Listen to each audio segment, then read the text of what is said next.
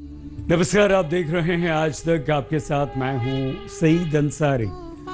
Corona के संक्रमण काल में करीब 75 दिनों बाद आज मंदिरों में रौनक लौट आई है। मंदिरों के कपाट खुले तो भक्त भी सुबह से ही मंदिरों में जुटने लगे।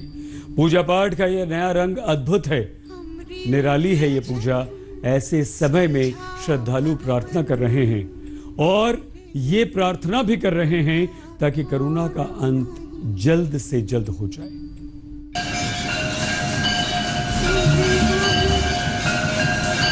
बजने लगी घंटियां, शुरू हो गया शंखनाद।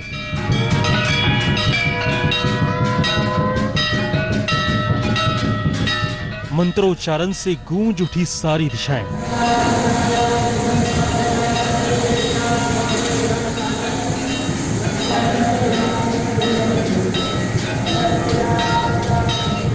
मंदिरों में लौटी रौनक।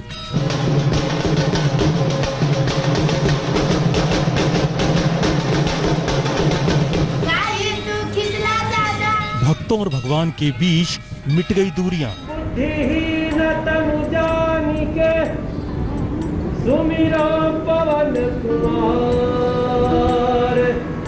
भारत तो अनलॉक 1 जून को ही हो गया था, लेकिन भगवान के दरवाजे आज खुले हैं। कोरोना के खिलाफ जंग में अब देश को भक्ति के साथ मिलेगी शक्ति। ये दिव्य और भव्य नजारा है दिल्ली के माता वैष्णो मंदिर का। इस वक्त मैं दिल्ली के कृष्णनगर इलाके में मौजूद हूँ। दरअसल 8 जून है, ऐसे में जो मंदिरों के कपाट है वो खुल गए और यहाँ मैं आपको एक सिचुएशन दिखाना चाहूंगा। आप देखिए, यहाँ पर जो मंदिर है माता वैष्णो का मंदिर है, यहाँ पर पंडित जी जो है वो यहाँ पर पूजा अर्चना कर रहे हैं। जो भक्तजन है वो आप देखिए सोशल डिस्टेंसिंग का यहाँ पर पालन किया जा रहा है और जो भी यहाँ पर आप देखिए पीछे की तरफ जो भक्त आ रहा है वो ध्यान रखा जा रहा है। सैनिटाइजर का इस्तेमाल जो है लोग कर रहे हैं, जो मंदिर से जुड़े लोग हैं, ताकि किसी तरह की कोई स्थिति ऐसी ना हो कि जो सोशल डिस्टेंसिंग है उसका पालन ना हो। ये तमाम चीजें जो है वो की जा रही है। बात करते हैं यहाँ पर लोगों से। सर, किस तरह की व्यवस्था यहाँ पर की जा रही है आप लोगों से? देखिए, लॉकडाउन खुलने के बाद धार्मिक स्थलों पर जब हम जाते हैं तो हमें दर्शन के साथ कोरोना मुक्ति मंत्र का भी उपयोग करना पड़ेगा। अर्थात कि जब हम मंदिर के अंदर जाएं तो हम सैनिटाइजेशन करके जाएं, हम सोशल डिस्टेंसिंग का उपयोग करें। दिल्ली ही नहीं, देश के दूसरे हिस्सों में भी आज सुबह से ही मंदिरों में रौनक दिखने लगी। कोरोना काल में आस्था के अद्भुत नजारे ने मन से बोझ को हल्का कर दिया। गोरखपुर के गोरखधाम में भक्ति की धारा फूट पड़ी। पूजा करने के लिए सीएम योगी खुद पहुंच गए। भक्ति का ऐसा संगम लखनऊ में भी देखने को मिला। करीब 2.5 महीने बाद जब मंदिरों के कपाट खुले हैं तो वहां नया नियम है। हम इस वक्त लखनऊ के मशहूर शिव मंदिर मन कामेश्वर मंदिर में हैं और आप यहाँ के जो गाइडलाइन है, किस तरीके से मंदिर नए अंदाज में खुले हैं, उसे आप देखिए। बाकायदा हर जो भक्त है उसका एक रजिस्ट्रेशन है।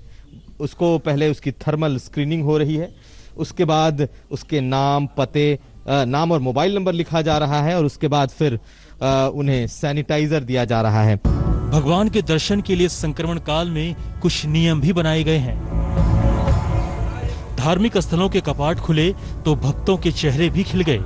अयोध्या, प्रयागराज और गाजियाबाद में लोगों ने नियमों का पालन किया। बिहार में भी पटना से लेकर गया तक भक्ति का लय उमड़ने लगा। पटना के महावीर मंदिर में रौनक लौट आई है, जबकि गया में भगवान विष्णु के कपाट खुले तो भक्तों में जोश दिखा। साथ ही मोक्ष भूमि गया में घंटियों की गूंज से लोग तृप्त होने लगे। वहीं गोपालगंज में माता का श्रृंगार धूमधाम से किया गया, जबकि सासाराम में भक्तिमय माहौल दिखा। मुजफ्फरपुर के गरीबनाथ मंदिर में शाम 7:30 बजे तक एंट्री मिलेगी। लखीसराय में मंदिरों में चहल पहल दिखी।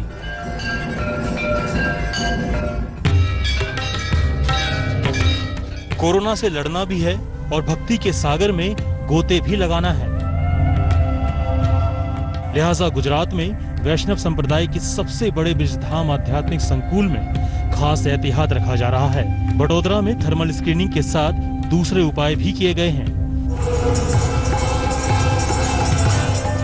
वहीं अहमदाबाद के इस्कॉन टेम्पल में भी पुजारी के साथ साथ भक्त भी मास्क लगाए दिखे। अनलॉक 1 में अब धीरे धीरे मंदिर भी खुल चुके हैं। इस वक्त हम मौजूद हैं अहमदाबाद की इस्कॉन मंदिर में और यहाँ पे आप देख सकते हैं जो मंदिर है वो खुल चुके हैं और मंदिर में भी खास सोशल डिस्टेंस को लेकर इंतजाम किए हुए हैं। कोरोना काल में ये नजारा बेमिसाल है। भक्ति का ये संगम अलग अलग जगह अपने अपने तरीके से दिख रहा है।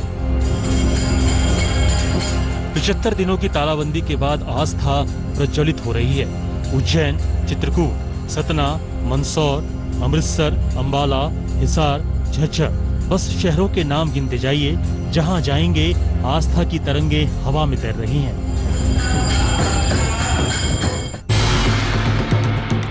कोरोना का असर बद्रीनाथ यात्रा पर भी हुआ है। इस बार बद्रीनाथ में तप्त कुंड को बंद रखा जाएगा। ऐसा पहली बार है जब तप्त कुंड को खाली किया गया है। हालांकि कई मंदिरों के दरवाजे अब भी बंद हैं। माता वैष्णो देवी फिलहाल बंद है।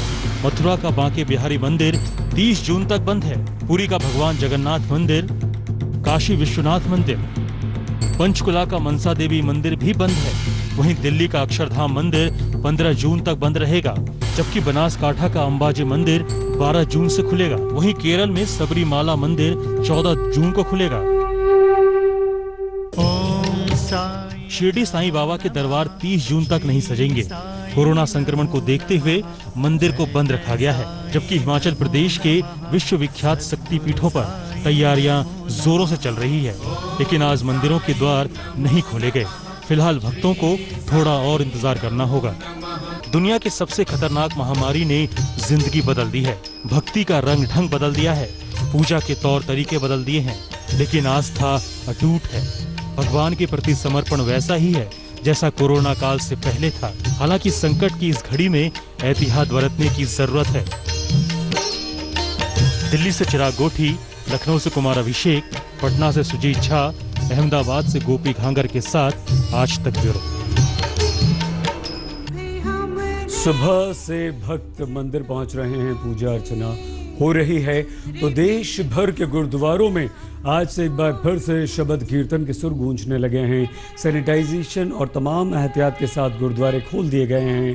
मस्जिदें भी खुल गई हैं। नमाज शुरू हो चुकी है। नमाजियों को हिदायत दी गई है कि नमाज के लिए टोपी और चटाई अपने घर से लेकर आएं। तो हैदराबाद में ओवैसी ने लोगों को जागरूक किया है। सैनिटाइजर मशीन बांटी है। तेरे गुण गावा, कर कृपा तेरे गुण गावा। ये शब्द, ये कीर्तन, ये अरदास कानों में आते ही शरीर में तरंग दौड़ने लगती है। आस्था के भवसागर में मन डुबकी लगाने लगता है। ये नजारा है अमृतसर के श्री हरमंदिर साहिब का। करीब 2.5 महीने बाद कपाट खुले तो श्रद्धालुओं के चेहरे खिल उठे। गुरुद्वारों में, मंदिरों में, मस्जिदों में जो भी परमात्मा के घर हैं, उनमें लोगों की आस्था जुड़ी है। अंदर एक बार लोग दर्शन करके आते हैं तो उनको एक विश्वास होता है कि हमारा गुरु हमारी रक्षा करेगा। वो जो मोरल सपोर्ट है वो बहुत जरूरी होती है हर इंसान के लिए। पटना साहिब गुरुद्वारा में कोरोना के खतरे को देखते हुए सैनिटाइजेशन किया गया। श्रद्धालुओं ने खास एहतियात रखा। जपत सुख पावा, कर कृपा तेरे। 2.5 महीने के बाद पटना साहिब सिखों का प्रमुख धर्म स्थल, जहां गुरु गोविंद सिंह जी का जन्म हुआ था, वो जगह जो कि 2.5 महीने के बाद आम जनता के लिए खुला है ये। और आप देख सकते हैं कैसा भव्य दरबार लगा है गुरु का। दिल्ली के गुरुद्वारा बंगला साहिब में आस्था के कई रंग दिखे। यहाँ आकर यकीन मानिए आप भक्ति के सागर में गोते लगाने लगेंगे। हालांकि श्रद्धालुओं ने भी नियमों का पालन किया। दर खुले, दरबार खुले, खुले दर्शन होन। यानी अब सारे पूरे देश के धर्मस्थल अधिकतर खुल चुके हैं। 8 जून इतिहास में दर्ज हो चुका है और साथ ही 80 दिनों से ज्यादा के लॉकडाउन के बाद अब पूरे देश में धार्मिक स्थल खुले हैं। तो ऐसे में क्या क्या इंतजाम है यहाँ, हर जगह जिस भी धार्मिक स्थल में जाएं, चाहे वो मंदिर हो, मस्जिद हो, गुरुद्वारा हो, गिरजाघर हो, हर जगह सोशल डिस्टेंसिंग का पालन किया जा रहा है। साथ ही सुरक्षा और साफ सफाई का इंतजाम है। गुरुबाणी की गूंज दूसरे शहरों में भी गूंजी। हर किसी ने वाहे गुरु को याद किया और कोरोना के खिलाफ इस जंग में जीत के लिए अरदास लगाई। और जैसे ही गुरुद्वारों के, मंदिरों के, मस्जिदों के कपाट खुले हैं, आप देख सकते हैं कि श्रद्धालु भी धीरे धीरे करके यहाँ पर लौटने लगे हैं। लेकिन अब जब आप गुरु घरों में, मंदिरों में आएंगे तो आपको बहुत सारे बदलाव देखने को मिलेंगे। यानी कि पहले जिस तरीके से आप आते थे, अब बहुत सारे बदलाव के साथ यहाँ पर आना पड़ेगा। आप देख सकते हैं यहाँ पर आते ही मास्क रखे हुए हैं, थर्मल स्क्रीनिंग हो रही है।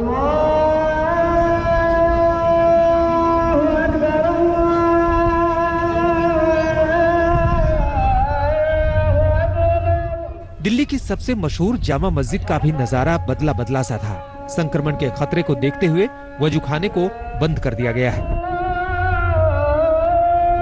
जब सभी धार्मिक जगहों से ताले हटे हैं तो जामा मस्जिद पर से भी ताला हटा है, लेकिन कई सारी शर्तों के साथ। सोशल डिस्टेंसिंग का किस तरीके से पालन होगा, किस तरीके से सैनिटाइजेशन होगा और संक्रमण न फैले, उसके तमाम उपाय किए गए हैं। और ये आप देख सकते हैं, ये हौज है जो मेन जामा मस्जिद में एकदम सेंटर प्लेस पे था। इस हौज में से पानी हटा लिया गया है ताकि एक मस्जिद प्रशासन को कहीं ना कहीं ये लग रहा था कि जब लोग यहाँ पर अगर वजू करने आएंगे तो सोशल डिस्टेंसिंग का शायद पालन न हो सके। वहीं दिल्ली के फतेहपुरी मस्जिद में भी खास तैयारी की गई। सैनिटाइजेशन के साथ साथ लोगों को जागरूक भी किया गया।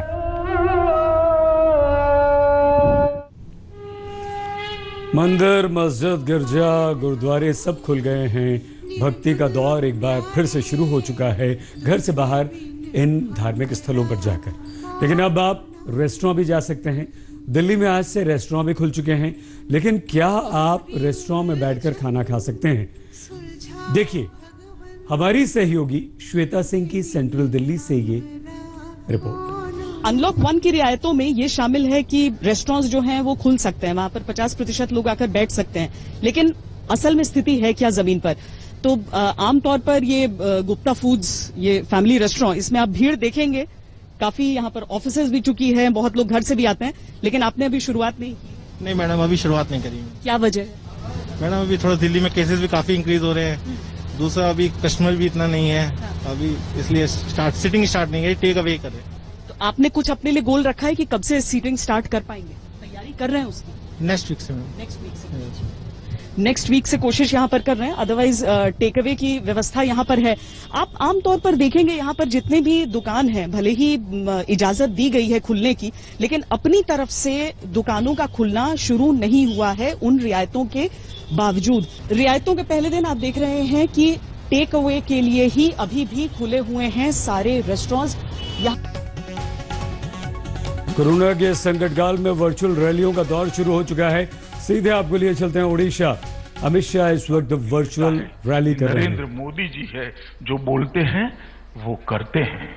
मोदी जी ने कहा था कि मेरी सरकार गरीबों की सरकार होगी और देश के 60 करोड़ से ज्यादा गरीब जिनको 2 समय खाना भी नहीं मिलता है, उनको जीवन स्तर को ऊपर लाने के लिए मोदी जी ने ढेर सारे काम करे। सबसे पहला काम मैं गिनाना चाहता हूं, 50 करोड़ लोगों के लिए मोदी जी ने आयुष्मान भारत योजना लाई। 50 करोड़ ऐसे लोग जिनके घर में बीमारी आती थी तो कभी वो सोच नहीं सकते थे कि मेरे पिताजी का कभी ऑपरेशन हो सकता है क्या, मेरे बच्चे का कभी ऑपरेशन हो सकता है क्या। वो ईश्वर को प्रार्थना करते थे, इधर उधर की दवाइयां करते थे और मन मसोकर बैठ जाते थे। मोदी जी ने वो 50 करोड़ लोगों के जीवन में एक नया उजियारा लाया। उनको स्वास्थ्य का अधिकार दिया कि जितना अधिकार कोई अरबोपति को है अपने बूढ़े बाप की सेवा करने का, उतना ही अधिकार गांव के दलित और आदिवासी और गरीब को है अपने पिता का और अपने बच्चे का अधिकार करने का। और 5 लाख तक का पूरा खर्चा आज 50 करोड़ लोगों का मोदी सरकार उठा रही है, भाजपा सरकार उठा रही है। और परिणाम ये है कि 3 साल के अंदर देश के लगभग 1 करोड़ गरीबों ने अपने परिवारजनों का ऑपरेशन आराम से एक अच्छे अस्पताल के अंदर कराया है और उनके आयुष्य को अच्छे तरीके से अपने ईश्वर ने जो तय किया है उतना आयुष्य उनका आज हो रहा है। उनको घर तक पहुंचने का सारा खर्चा भारतीय जनता पार्टी की मोदी सरकार दे रही है। गरीबी हटाओ का नारा देने वाली कांग्रेस पार्टी सिर्फ नारा के आधार पर जीती थी। वंश परंपरागत वंशवाद की राजनीति करना, भ्रष्टाचार की राजनीति करना, जातिवाद की राजनीति करना, ये कांग्रेस पार्टी की खासियत रही। तुष्टीकरण की राजनीति करना गरीबों के सामने कांग्रेस पार्टी ने कभी देखा नहीं। जब मोदी जी प्रधानमंत्री बने, देश में 60 करोड़ लोग ऐसे थे जिनके पास परिवार में एक भी व्यक्ति के पास बैंक अकाउंट नहीं था। मोदी जी जन धन योजना लेकर आए, 31 करोड़ लोगों को बैंक अकाउंट खोलने का सौभाग्य प्राप्त हुआ। कांग्रेस हमारा मखौल उड़ाती थी कि क्या करोगे अकाउंट खोलकर, गरीब के पास पैसा कहां है। मैं आज उनको कहना चाहता हूं कि मोदी जी ने 51 करोड़ लोगों के बैंक अकाउंट के अंदर 53 करोड़ से ज्यादा पैसा डायरेक्ट डीबीटी से पहुंचा है, बिचौलियों के बगैर पहुंचा है। कांग्रेस पार्टी के प्रधानमंत्री कहते थे 1 रुपया भेजते हैं 15 पैसा गरीब के पास पहुंचता है। मैं आज गर्व से कहता हूं कि हम दिल्ली से 1 रुपया मोदी जी भेजते हैं, पूरा का पूरा रुपया गरीब के बैंक अकाउंट के अंदर जाता है। 31 करोड़ लोगों के घर में बैंक अकाउंट पहुंचाने का काम किया। 8 करोड़ माताएं, धर्मेंद्र प्रधान यहां बैठे हैं, वही पेट्रोलियम मंत्री थे, अभी भी वही पेट्रोलियम मंत्री है। 8 करोड़ गरीब माताओं के जीवन से मोदी जी ने धुएं को गायब करने का काम किया। कंडे, लकड़ियां, टहनियां जलाकर, धुआं खाकर इसकी आंख की ज्योति चली जाती थी, फेफड़े खराब हो जाते थे और माता असमय ही मृत्यु को प्राप्त करती थी। मगर वो गरीब मां के सामने देखने वाला आजादी के 70 साल तक कोई नहीं आया। गरीब घर के बेटे, चाय बेचने वाले के बेटे नरेंद्र मोदी जी जब देश के प्रधानमंत्री बने, उन्होंने उज्ज्वला योजना से 8 करोड़ गरीब माताओं को गैस का सिलेंडर देने का काम किया और आज उनका जीवन अच्छे से गुजर रहा है। 2.5 करोड़ से ज्यादा लोग ऐसे थे जिन्होंने 70 साल की आजादी के बाद अपनी सरकार की प्रधानमंत्री नरेंद्र मोदी की उपलब्धियां गिना रहे हैं अमित शाह। इस बुलेटिन में फिलहाल इतना। नमस्कार, मैं हूं अंजना ओम कश्यप। हमें उम्मीद है ये वीडियो आपको पसंद आया होगा। लेटेस्ट खबरों के लिए यूं ही देखते रहिए आज तक और इस वीडियो के पसंद आने पर लाइक, शेयर एंड सब्सक्राइब करना ना भूलें।